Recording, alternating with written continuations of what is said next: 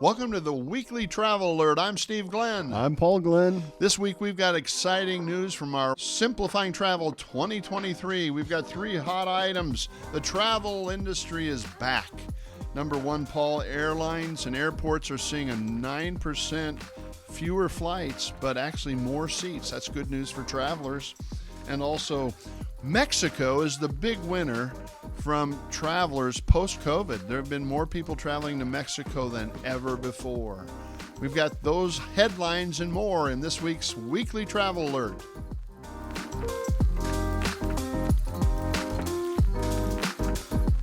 This week's first headline, it's official. The travel industry has rebounded to surpass pre-COVID numbers.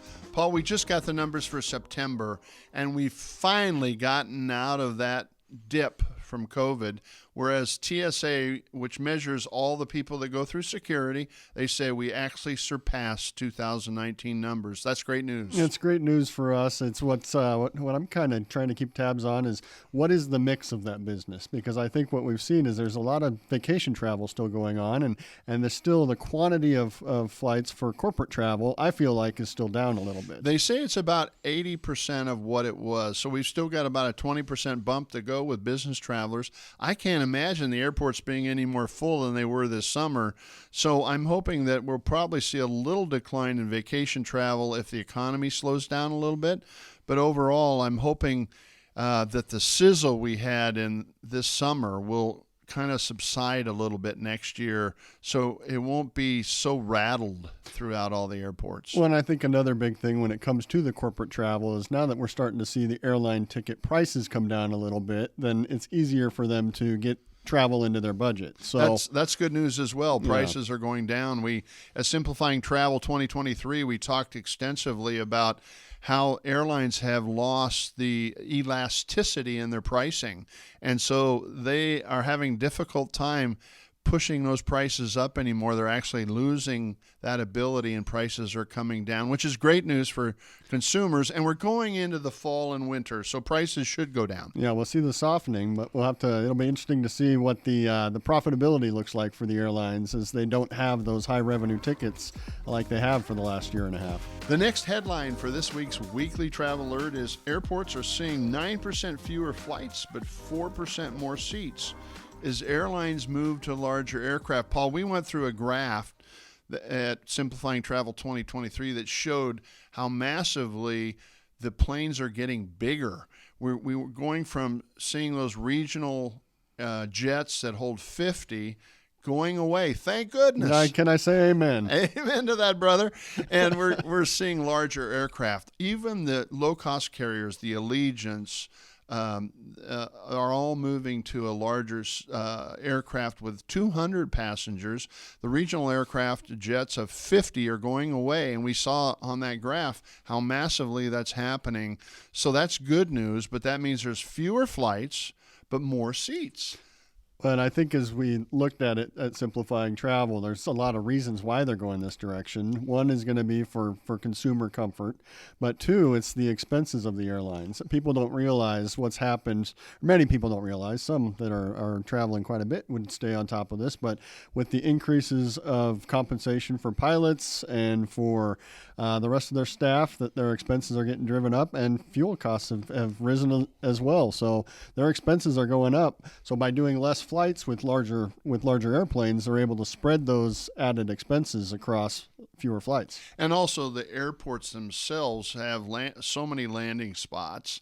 And so if they can compress that by 9%, have 9% fewer flights, it takes that edge out of the intensity of having to land so many planes in those limited number of slots. So I think that's good news for the industry going forward. I think one of the challenges or things that people need to recognize, though, with this adjustment is that you may have longer layovers. So if you've got fewer flights going, that means less consistent as far as how often you're getting, especially to some of those tertiary markets. Yeah, and it's as simple as there may have been 6 flights a day to Chicago out of Omaha on United. It may go to 4 flights a day with taking out a couple regional jets, and you'll actually have more seats, but fewer times to select from. The nice thing with the adjustment from the 50-seaters is also that most of the 70-seaters are going to be dual class of service. So you're going to have first class options on flights and destinations that we haven't had that. That's music and to you my can ears. stand up. A guy that's 6'2" can stand up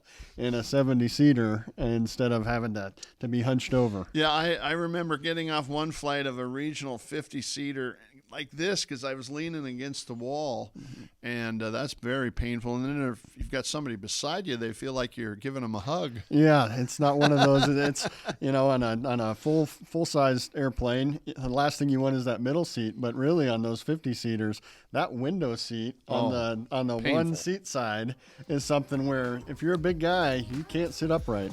The next headline for this week's Weekly Travel Alert reads, travel to Mexico, Europe, and Latin America have been the big winners for international travel growth in 2023. Paul, after COVID, all this pent-up demand, guess where they went? They went to Mexico. They went to find the sun and the beaches. That's right. Well, they were stuck in their house, and all-inclusive in Mexico sounded pretty good. That's where they went. Latin America also hit heavy, and as you and I both know, travel to Europe just exploded in 2023. All the Americans were over there. The sidewalks were full. The streets were full. The cafes were full. The hotels were full. Prices went way up. And that's what happened post-COVID. The ones that really took it on the chin was travel over the Pacific. We saw China basically closing down, Japan closing down. So we lost all the Pacific travel. It was hard to even get to fly into China. I know Matt, your brother, my son, is traveling over to China next week, and it's hard to even get there. You used to have to fly into Hong Kong and take that train up to Guangzhou, which you and I have done many times before. So the world has changed. The travel patterns have changed. The good news is domestic travel has come back to right where it was before. And we'll probably see a continued growth as the business traveler comes back on board. As we saw this weekend, Simplifying Travel, though, it's been interesting to see where, from the carrier's perspective, where the growth has been. With a lot of the low-cost carriers, which would tell you that it is vacation travel. But what we also see is that the big three, which is becoming the big four, as Southwest is expanding into that market with corporate travel focuses, is that they are, the additional flights that they're adding next year are going to be to Europe. So, right. Asia will come back as that opens up, but they're really focusing and putting out that they're going to be expanding their lift into Europe because that's where their revenue comes from. When you look at their profitability, the domestic stuff, they're competing with all these low-cost carriers. Their high-profit stuff is all jumping the pond. And they're going, we're going to have to list in one of our future meetings all the new destinations. There's direct flights by like United, Delta, and American, like Naples, Italy. United started service there this year. There never was American service direct. You had to go into Europe and then take Lufthansa or somebody into Naples, Italy. Now, United started it. Now, Delta's going to fly there. Now, American's going to fly there. So the cool thing is Americans will be able to go from a hub to a lot of these cities that are secondary cities in Europe and not have to stop over in Europe, which is great news for a traveler. It's great, but one of the other things that we're seeing is that based on the travel levels of this last summer and sustainability being an issue moving forward. That's easy for you to say. Easy for you to say.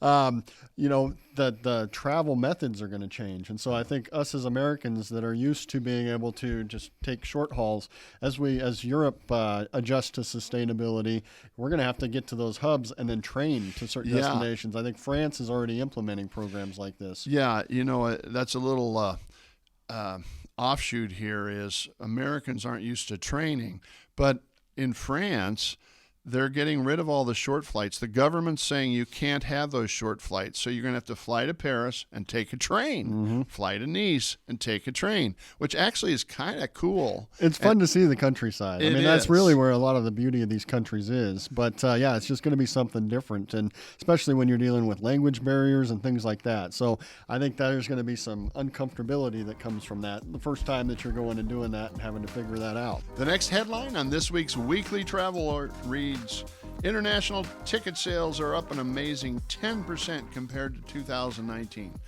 Paul, the action in the airline business is international flights. That's where they make their bucks. And that's why they're expanding so much, and you can see that in the numbers. The number of ticket sales up 10%, whereas domestic is right at where it was before pre-COVID. I don't think that surprised anybody, but to see the number being up so much, I think was a surprise. When you were contained to your local area for so long, I think that made a lot of people recognize that they want to explore. They want to get out and see and experience other cultures, other destinations. So, I think on the vacation side, that's what we've seen internally, is that people want to get out and they want to take advantage of the opportunity to explore, because they realize that there may be times where you're not able to do some of these things. So, I love it. I think it's been great. It's fun to see and hear about what our vacation team is booking for people, because some of these destinations are very uncommon when we look at vacation travel historically. We were at Simplifying Travel 2023 in Fort Lauderdale, Florida. It was 90 degrees and it had to be 95% humidity.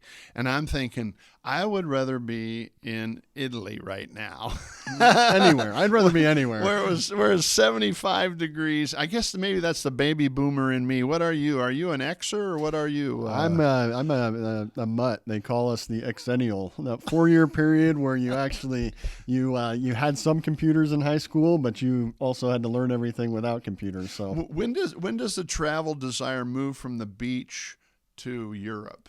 What is there an age or kind of a stage in life when you stop thinking the beach and the all-inclusive and you start thinking, hey, I'd rather do the cafes of Paris or in Rome? I don't know that there is an age. I think it comes to what your travel experience has been. I've been blessed to be able to travel over the pond since I was a teenager. And so having that exposure and some comfortability that comes with that makes it so that that's the type of exploration I want to do, where I think, for that average person that maybe didn't have those blessings, that the fun and sun and comfort of just knowing it's quick and easy and I guess there is the piece of it that's the all-inclusive. I guess if you're a party animal, then you may never outgrow that. That may be what you want for the rest of your life. The next headline in this week's Weekly Travel Alert reads, the one great thing that came out of the pandemic was the airlines were forced to drop charging $200 to change your airline ticket. Paul, when the pandemic hit, basically the airlines had to stop charging that $200 exchange fee, because no one would buy a ticket because they thought, what if I get COVID? What if I can't go? I can't go. I'd lose basically either the whole cost of the ticket or have to pay a $200 exchange fee. So the airlines basically dropped that during the pandemic. Southwest never had that fee. They've always been saying, hey, there's never a change fee. And now United Airlines has come out and says no longer a change fee with United, which basically means everybody has to follow Southwest and United now. I don't see $200 fees coming back. Do you? I hope not. I think it is something. And that's part of your marketing campaign. It's tough to go backwards on that. You bet. And I sense that's one of the good news, unfortunately, out of the pain and suffering of COVID has been that. And also, I think we learned during Simplifying Travel 2023 was that you literally have seen people move from possessions to experiences. They no longer are trying to grab all these possessions.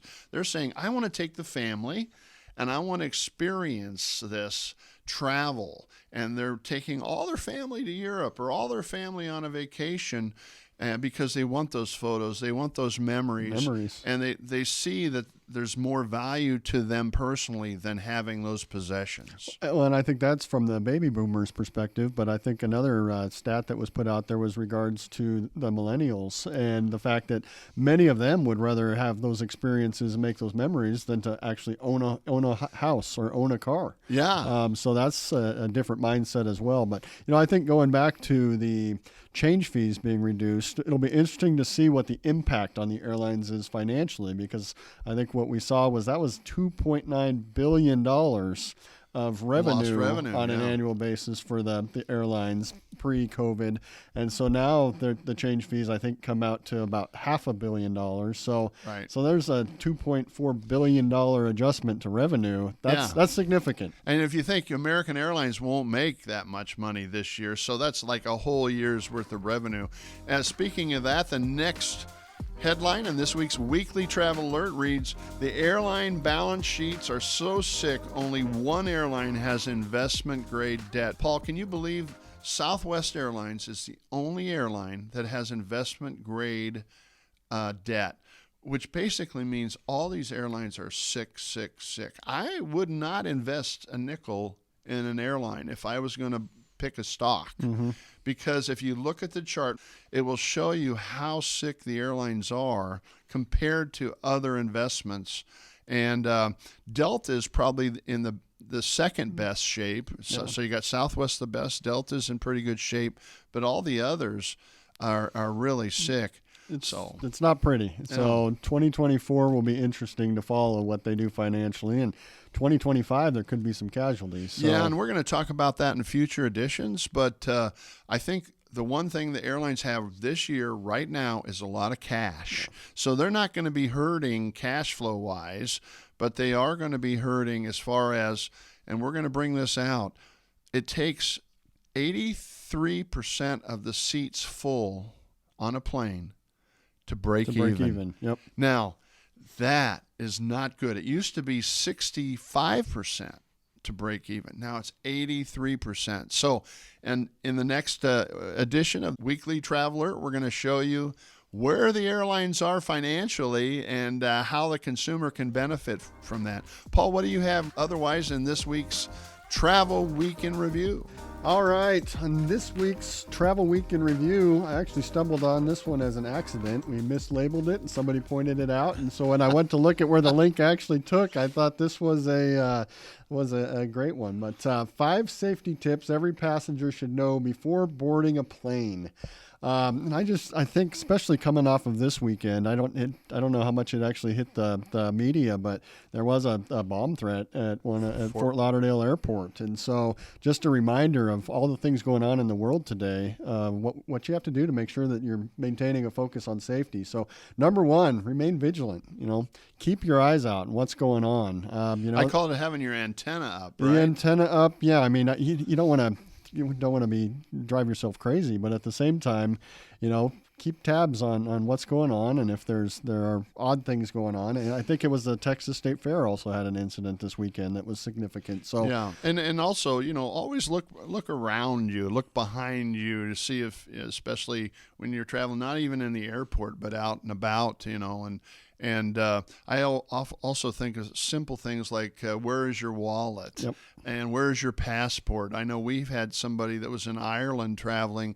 They had their passport in their backpack. And these pickpockets are so good, man. They can unzip your backpack and grab your wallet or your passport in just seconds. I have a friend that his phone was stolen from him getting off a train in Italy here just within the last couple weeks. So that's probably like, and that's worse than your wallet. Bucks. That's worse than your wallet. I'd rather give him my wallet and keep my phone. How about that? So the next one was organize your packing. And I think this is one where oftentimes as frequent travelers, we just toss things in a bag. But, one of the things that can really make it so that your travel is less stressful is if you know that if you're going to need something, exactly where it is. And I'm a grown man, but I still travel with a backpack just because I can organize those pockets and know my electronics are here, my medications are here. Yeah. If I need a Band-Aid, it's here. So, have it so that you can simplify that so you're not having to unload the whole bag when you need to go out and track something down. Hey, I was talking to one of our travelers this weekend,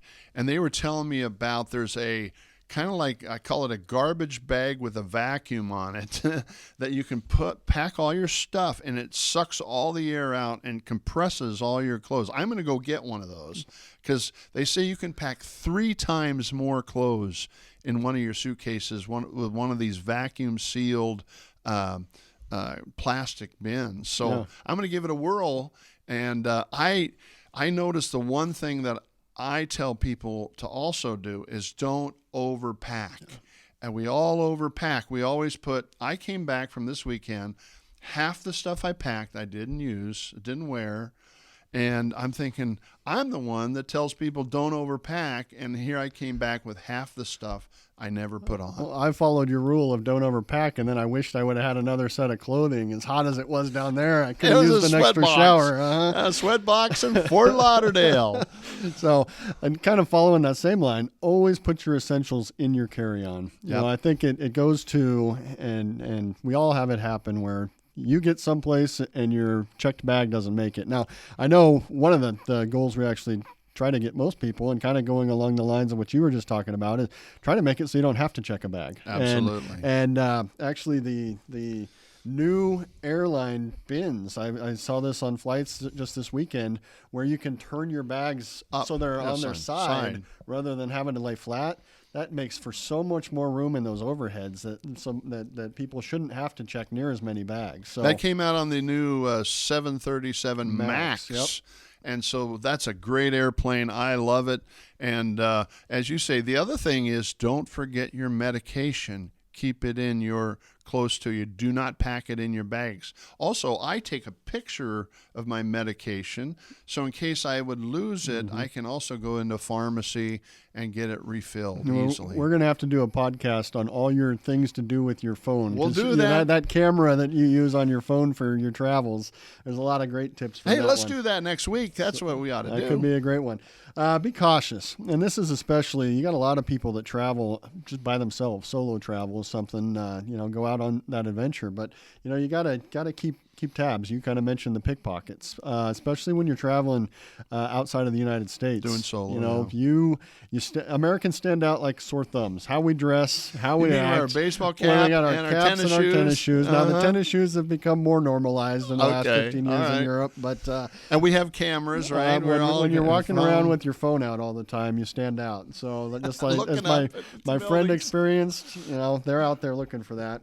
And then the last one they had, do plenty of research. And this is where I fall short. I tend to get on the airplane and I'm going to figure out how I'm going to get from point A to point B when I land, after I get my bag. Don't think through all that stuff. You're a nomad. I just go. And it's not uncommon for us to book an international trip, and we'll figure out where we're staying and what we're going to do for any tours once we actually get there. So it's one where, if you want to maximize your time and your experience, and you don't like to be like me, where I just am gonna jump on a plane and go, do that research so you know how you're gonna get around. You've got your language barriers figured out, so you've got all the apps for translation, all that type of stuff. Yeah, no, I also heard a really good podcast recently from someone who said also everybody tries to use public transportation. But if you want to use and save the most time, often it's, use a taxi or use that Uber to get you there quickly, because your time is your most valuable resource when you're traveling. If you think about it, you've only got so much time when the plane lands and when it takes off again. So in between there, if you want to see the most, sometimes you got to spend a little bit more to see a lot more. I go back to a trip that my wife and I did 16, 17 years ago to New York, where we were trying to save money, and we get to New Jersey, Newark, but our hotel was over in Manhattan. Sure. And so to save some money, we did the 15-passenger van from Newark to Manhattan. Painful. Well, we had 8 other hotels we had to stop at. And in Manhattan, with traffic, that ends up being a 2 to 3 hour process before we get to your hotel. So don't go cheap on things that are going to minimize what the return on your investment on your time is. Thanks so much for joining us on this week's edition of the Weekly Travel Alert. I'm Steve Glenn. I'm Paul Glenn. Please like, share, and subscribe, and add any comments below so we can hit the topics that you want us to in future editions. Thank you for joining us. We'll see you again next week.